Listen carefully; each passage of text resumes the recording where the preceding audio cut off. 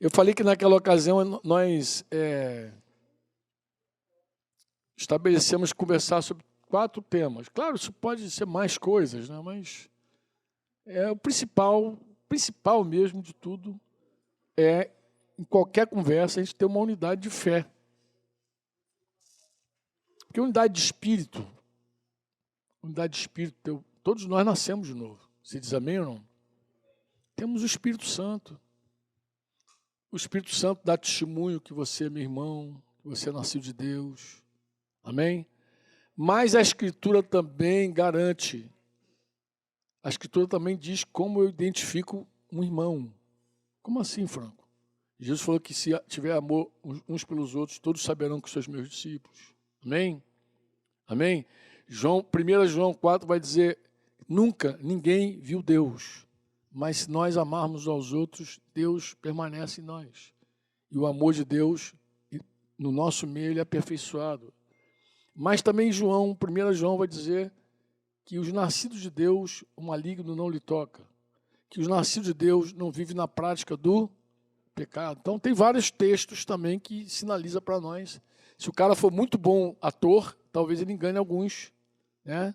Que tem aqueles caras que conseguem, faz cara de crente, tem roupa de crente, Bíblia de crente, mas não nasceu de novo ainda, coitado. Mas tem coisa que em algum momento vai evidenciar que ele não nasceu de novo, né? Que ele não nasceu de novo. Ele pode ser criado na igreja, filho de crente, mas ele precisa nascer de novo. Todos nós precisamos passar por essa experiência. E aí, quando você nasce de novo, o Espírito é um só em todos nós. Amém? Mas é legal também trabalhar pela fé. E é muito interessante, esses dias um irmão me mandou um texto. Eu já entendi o seguinte, que esse irmão, eu não o conheço pessoalmente, tá, amados? O contato que eu tenho com esse irmão é porque a filha dele veio um período desse de janeiro a estar aqui. Ele não mora no meu estado, mora em outro estado. Mas eu percebi que ele tem orado pela unidade da igreja e ele estabeleceu o seguinte no coração dele, que se todo mundo falar a mesma coisa, vai ter unidade. Acho que ele está pensando na Torre de Babel lá, né? Quando todo mundo falava a mesma coisa, era um. Confundiu, dividiu tudo. Agora, se todo mundo voltar a falar a mesma coisa... E ele é um homem, a princípio, assim, ouvindo ele e lendo as coisas que ele escreve, ele é um cara muito pela letra. Então, ele acha que se todo mundo falar o que está ali na letra, ele tem uma defesa da letra tão grande que ele esquece, até falei com ele, falou, você precisa se lembrar que a Bíblia não foi escrita em português, tá, amado? Então, às vezes o cara se apega a textos, o dia ele comentou assim, discipulador, mas não tem na Bíblia, irmão, discipulador. Eu falei, não tem. Mas quem faz discípulo é o quê? Para o português só tem uma palavra que identifica o cara, o fazedor de discípulo, é o discipulador. Quem faz discípulo está discipulando, é o discipulador, é a discipuladora. Então, português, mas não tem, eu falei, mas nem tem na Bíblia, mas não tem nem em português, amado, porque isso foi escrito em grego. Aí peguei o original grego e mandei para ele. Falei, lê aí, traduz. Se a pessoa que estava traduzindo escolhesse discipulador, estaria aí, discipulador, estaria satisfeito. Acabou, mas ele escolheu outra palavra, pô. Então as pessoas às vezes se apegam à palavra assim, de um jeito, aí fica aquele negócio da letra e acha que a unidade provém da letra. Que a unidade provém da letra. De a gente falar e tal. Então, ter unidade de fé é importante, mas na verdade tem algo que está sobre a fé. E o que está sobre a fé, Franco? O nosso amor uns pelos outros. Quando Jesus ora lá em João 17, 21, ele diz que exatamente que nós devemos. Ele pede ao Pai a unidade para que nós sejamos um, e não só aqueles discípulos. Ele falou, também rogo por aqueles que vão crer por meio desses que vão pregar. Então, eu rogo pelas gerações que virão. Enquanto essa palavra estiver sendo pregada e gente crendo, eu estou pedindo por eles também, que eles sejam um. Como és tu em mim, Pai, eu em ti, sejam eles em nós, para que o mundo creia que tu me enviaste. Então, Jesus diz que a nossa unidade é a maior proclamação que existe. Corrobora também com o ensino que ele deu direto para os discípulos lá em João 13. Ele falou que se nós tivermos amor uns pelos outros, todos saberão que somos discípulos de Jesus. Esse amor uns pelos outros, esse cuidado mútuo, é que produz unidade de fato. E aí agreguei para ele assim, amado, tem gente que fala a mesma coisa, defende a mesma doutrina e divide. Eu conheço pessoas que têm a mesma doutrina, mesma fé sobre várias coisas, e divide a si mesmo, divide. Porque a divisão está no coração. A divisão, a nossa divisão, é justamente a falta do amor prático. É o que separa, é o que divorcia, é a falta do amor prático. Jesus falou sobre o divórcio muito claramente, a dureza do teu coração. Pô. O que provoca divórcio? Teu coração duro, pô. O que nos separa? Coração duro. O que nos afasta? Coração duro. Não é nem unidade da fé. Podemos falar a mesma coisa em lugares diferentes. Quer dizer que a gente crê igual, Zuca? Estamos afastados, divididos. Por quê? Por causa da nossa dureza. A nossa falta de amor, não a nossa falta de fé. Eu disse para ele, filho, o que nos une, de verdade, o vínculo da perfeição, inclusive da Escritura, é o amor.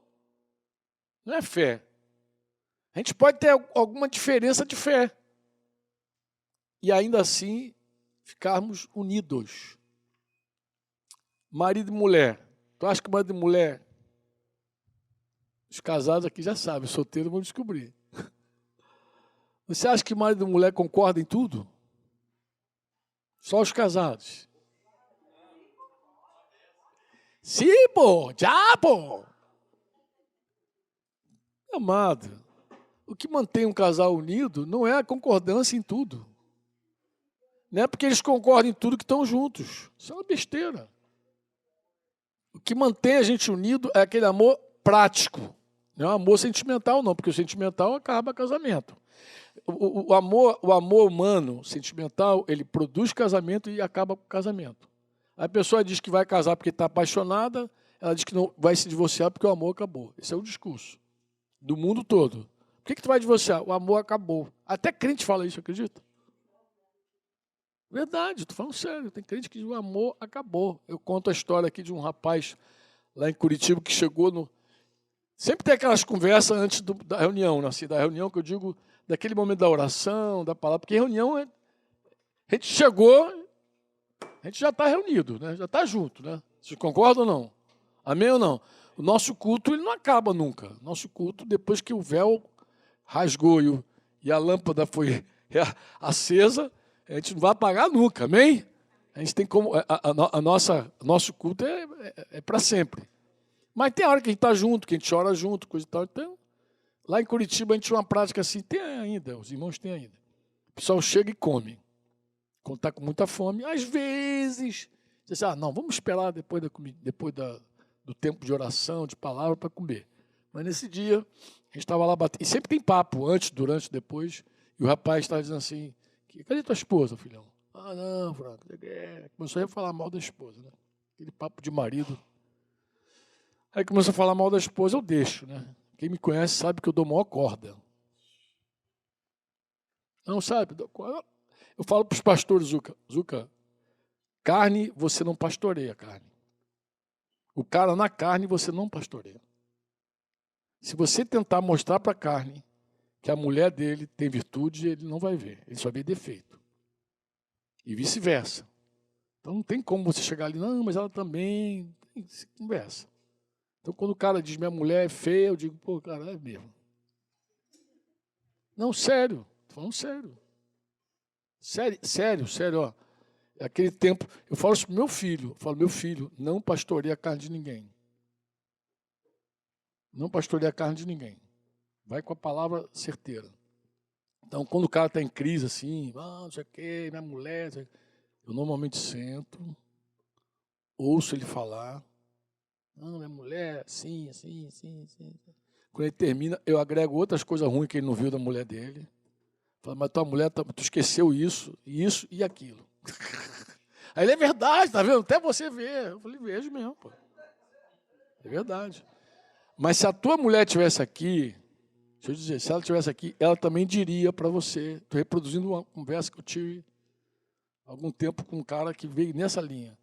Falar, também diria para você que você é um homem que não governa a tua casa. Você não é responsável. Porque para você é conveniente que ela assuma toda a carga. Que você não coopera com ela na criação dos filhos. A carga está sobre ela também. Que você não é o cara que é responsável para prover a tua casa, inclusive. Aí fui batendo as coisas. Ela teria muita queixa de você também. Porque você, essas coisas que a gente já conversou, porque essas coisas a gente conversa no relacionamento. Né? Eu não estava falando nenhuma novidade para ele, não. Coisa que Denise andava com ela, eu andava com ele, coisa que a gente andava junto, conversava abertamente, né, Denise? Papa. Então não estava falando nenhuma novidade. Falei, então ela tem queixa de você também. Porque você é assim. Mas eu tenho uma pergunta para te fazer. Qual? Você realmente recebeu Jesus como Senhor da tua vida? Recebi. E qual é a vontade de Deus para o teu casamento? Que eu não me separe. O que tu vai fazer? Só isso que eu faço. Tu vai fazer a vontade de Deus ou a tua? Não tem mais nada. Pode pedir o prato, que a gente estava jantando. Falei, pode pedir o prato, agora não tem mais conversa. Decide aí o que tu vai fazer, porque eu vou gastar você. Como é que eu vou gastar argumento com a pessoa? Convencer o que a mulher dele é legal, que é cheirosa, que não sei o quê, que trabalha. Ah, querido, pelo amor de Deus. Isso não, ninguém está com a esposa porque ela é boa. Você está com a tua esposa porque você tem uma aliança com ela. Porque você decidiu amá-la como Cristo amou e deu sua vida por ela. Ponto. É isso. Um discípulo anda assim. É assim que anda um discípulo. Ora, o sentimento está em alta, igual a bolsa de valores. Ora, o sentimento não está tão em alta, mas é dessa forma que anda o discípulo de Jesus. Amém? Então, assim, a unidade de fé, ela tem o seu valor, ela é importante e eu animo os irmãos sempre a trabalharem. Irmão, vamos considerar aqui, principalmente com relação à palavra, qual é a nossa fé, o que a gente crê, mas tem um monte de coisa que o presbitério que eu participo, os vários que eu já participei me mudando, eles não, e até visitando, eu digo me mudando uma vez, mas visitando outros momentos, nem sempre a gente crê igual em tudo. Mas a gente, sempre que pode, trabalha isso, entendeu? Trabalha. Conversando, perguntando. Falando em Mitchan de novo, Mitchan uma vez deu um caminho muito interessante para a gente tratar um assunto difícil entre nós. Ele falou assim, olha, reúne vocês e levanta a seguinte questão. Como você crê sobre esse assunto? Esse assunto envolvia tatuagem, piercing, envolvia um monte de história assim. Como você crê? E faz o seguinte, Franco, deixa todo mundo falar com toda a liberdade, não deixa os irmãos interromper, não. Primeira rodada, todo mundo fala à vontade. Como é que eu creio? Creio assim. A segunda rodada também fala à vontade. Por que você crê assim? Eu creio assim por isso, está escrito aqui, não sei o que, tá bom. A terceira rodada abre para as perguntas. E como é que você trata com esse texto aqui? Como é que você lida com esse texto aqui? Porque fé, irmãos, é na palavra. Eles não têm fé no que o irmão disse. Eles têm fé no que está escrito. Se alguém falou bonito, legal, eloquente, tal, estudioso, mas se você não pode abrir tua Bíblia e mostrar, essa fé é duvidosa.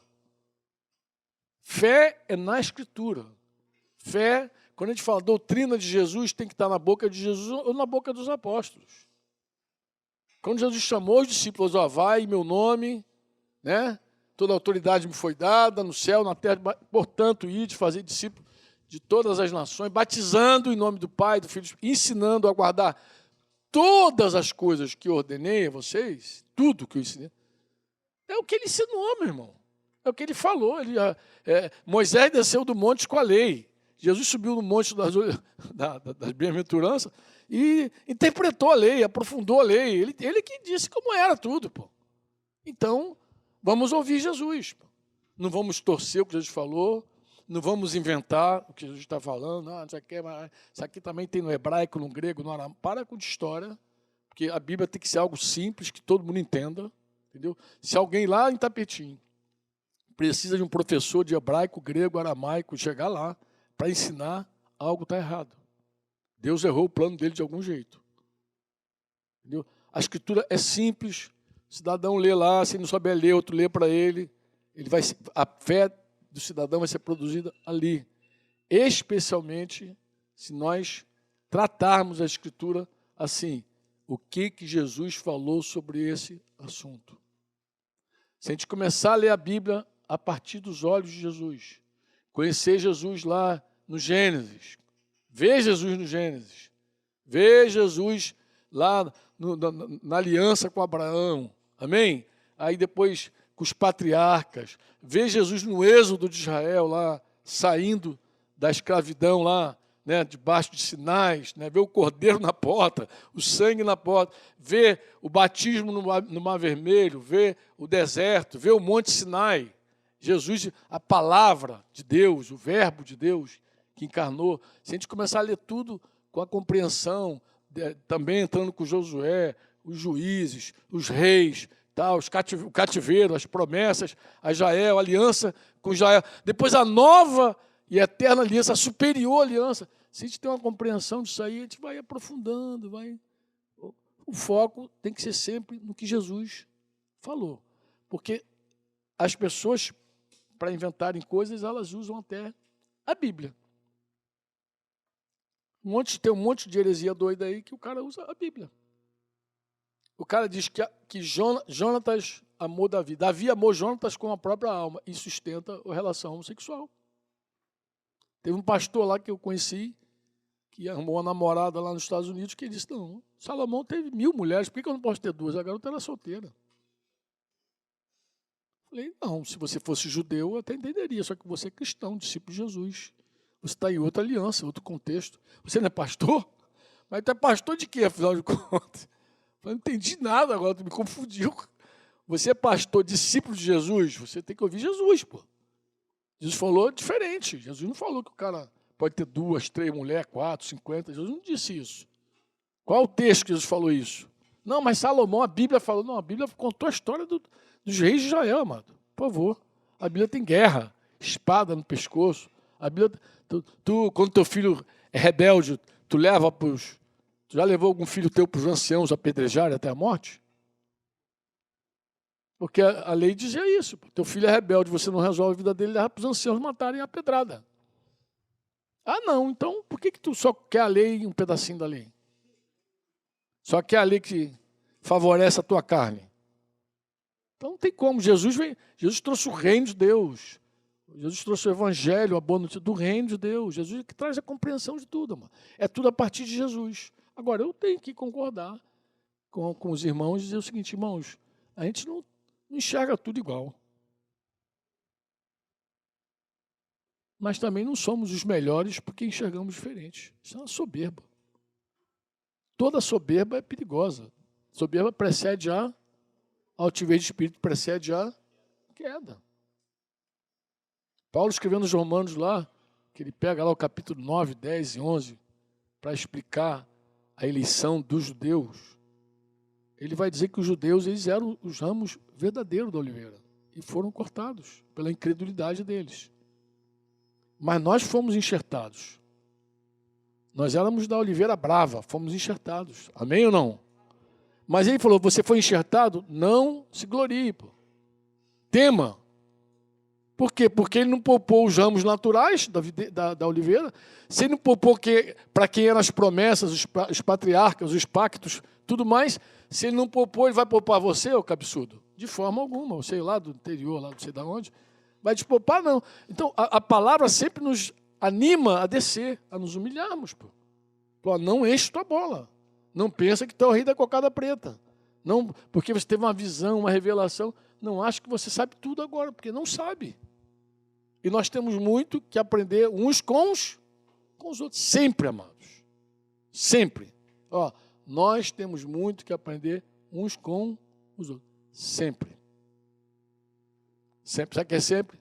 Sempre. Agora, estava também no café aí, estava citando aqui, ó, Zuca contando as histórias. Zuca é um contador de história também, né? Eu conto muita história, mas Zuca me barra, Zuca. E as histórias deles, em geral, são engraçadas, né, cara? Mas eu estava falando para ele de um irmão que me fez uma consulta, perguntando o seguinte: vem cá, toda pessoa na igreja faz discípulo? Ele falou assim: se deveria fazer, se deveria ser um discipulador. Eu falei: eu creio que sim. Quem é, faz.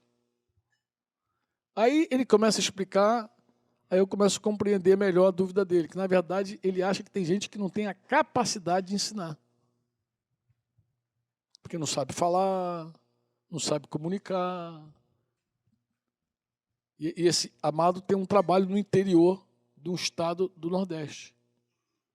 E eu falei: amado, nós não sabemos tudo, ninguém sabe. A gente está sempre precisando aprender alguma coisa com alguém. Mas Jesus não mandou professor fazer discípulo, ele mandou aluno. Jesus nunca chamou o cara e disse: agora que você é professor, vá lá e faça discípulo. Ele chamou os discípulos para fazerem discípulo. Então, todo aluno de Jesus faz aluno para Jesus, todo. Se alguém recebeu, tem o que dar. Pô. Falando claramente ou não falando claramente, ele pode chegar lá e cuidar de alguém, porque a transmissão é de vida. Ele ensina com a vida. Pô. Eu dei alguns exemplos para ele, inclusive. Falei para ele uma vez, falei: irmão, um dos caras que mais me surpreendeu na vida de igreja era um cara que quase não sabia falar e tinha um monte de gente com ele. Um monte de gente. E era um cara bom de serviço. Pensa num cara bom de serviço. Olha, irmãos, eu viajo muito e viajo sempre acompanhado, graças a Deus, nunca viajo só. Mas eu sempre viajo bem acompanhado, sempre levo uns cabras bons. Mais uma vez, levei esse irmão comigo para uma cidade. E a primeira coisa que ele observou nessa cidade foi o seguinte: que as irmãs ficavam trabalhando e os homens ficavam aqui recebendo ministração. E ele fez igual a Luísa, assim. Falou: irmão, ô Francão, posso te fazer um pedido? Eu falei: claro, filho, manda aí. Eu gostaria de assumir a cozinha e deixar as irmãs aqui também. Eu falei: cara, tá afim? Ele: claro, posso? Eu falei: claro, deve, vai, manda. Cozinha bem ele. O que ele fez? Ele assumiu tudo e liberou as irmãs para estarem recebendo palavra. E ele pôs as irmãs. Um dia, 2 dias, 3 dias, 4 dias ali, aquela. Aí chegou a hora de ir embora. A gente está no aeroporto, as irmãs me cercam. Falam assim: Franco, eu queria te fazer um pedido. Fala: quando tu voltar aqui, dá para trazer o fulano? E eu falei assim: não pregou, não fez nada, né, cara? Eu falei assim: cara, impressionante. Eu fiquei assim. Eu sempre ando com apóstolos. Estou brincando, estou zoando. Eu sempre ando com irmãos que têm palavras. Mas, pô, cara, as irmãs foram favorecidas pelo dom daquele irmão que nem falou. Ele só cozinhou, ele cozinhava e vinha tirar a casquinha, e cozinhava e vinha tirar a casquinha. Depois ia comprar. Então o pessoal ele que fazia tudo. Aí eu me lembrei de Dorcas. Lembra de Dorcas? A costureira? Lembram? Eu me lembrei de Dorcas por quê? Porque ela também não era uma pessoa famosa, eloquente, sei lá o quê, não era. Mas eu não me recordo de nenhum pregador do primeiro século ali, que morreu e alguém estivesse clamando para ressuscitar. Ah, morreu, era bom, mas morreu, foi para a glória, acabou. Mas quando essa mulher morreu, só ficou ali intercedendo, pedindo para ela voltar. Meu Deus do céu, mas não é nem uma grande pregadora. Se fosse hoje, nem estava na mídia, nem ia ter curtida. Nem ia ter seguidor. Não ia ter nada. Mas ela influenciou um contexto dela tão forte. E disse que as irmãs mostravam para Pedro as roupinhas que ela fazia assim, as coisinhas, olha que ela fez. Choramingando ali com ele ali, aí acabou. Menina, tu tem que voltar. Aí voltou. Ela deve ter voltado meio chateadinha, mas voltou, né, cara? Pô, vocês não me deixam em paz, né, cara? Vocês não deixam eu morrer em paz. Mas voltou, cara. Não, voltou uma pessoa, uma costureira voltou. Vocês conhecem alguma outra história do Novo Testamento? Algum pregador, algum fazedor de milagre, alguém que tivesse voltado? Oi? Não tem. No ministério de Jesus tem alguns casos ali e tal, mas depois da igreja, Eu só conheço essa história. Não tem outra história. E uma história de alguém que servia. Servia com seu dom. Servia como uma diaconisa, servia. Tinha um poder muito grande. Então eu explico, todos fazem discípulos. Você diz amém ou não? Todos os alunos estão prontos para fazer discípulo. Falando muito, ou falando pouco, ou não falando nada. Mas comunicando com a vida, com a obra, com o serviço, com a alegria, com a oração, com o estilo de vida. Amém? Porque você comunica a vida. Eu dizia para ele, meu amado, comunicar a vida. É com simplicidade, com amor. Você imita. Aí vai, poxa, fulano. E esse irmão era gracioso, porque ele tinha na casa dele lá uns 70 vínculos. Eu falei, cara, esse cara junta tanta gente. E sabe o que é engraçado? Todo mundo parecido com ele no trabalho. Sabe que esses caras bons de trabalho se atrai, né? Junta gente. E é gente que não. Você não precisa pedir para trabalhar. Eles parecem que tem um motor assim, ligado continuamente. Tem gente que serve naturalmente. Você não impõe as mãos sobre alguém e diz assim, você é um diácono e depois manda ele trabalhar. É o contrário. Tu vê o diácono na igreja, servindo o tempo inteiro, proativo. Não, a palavra moderna é proativo. Mas aquele cara indo, fazendo tudo, aquela mulher fazendo tudo. Tu diz assim, poxa, isso aqui tem um serviço tão bom, a diaconisa, coisa e tal. E como é que vai? Tu acha que o serviço fala? Quem acredita que o serviço fala? Prega ou não? Tu acha que o serviço prega? Prega muito. Prega mais do que palavra. Prega com força. Tem gente, inclusive, que não se abre, Zuca, para a palavra até ver a vida. Até ver algo na vida, o cara não abre para a palavra. Um dia eu gosto de entrevistar os irmãos assim.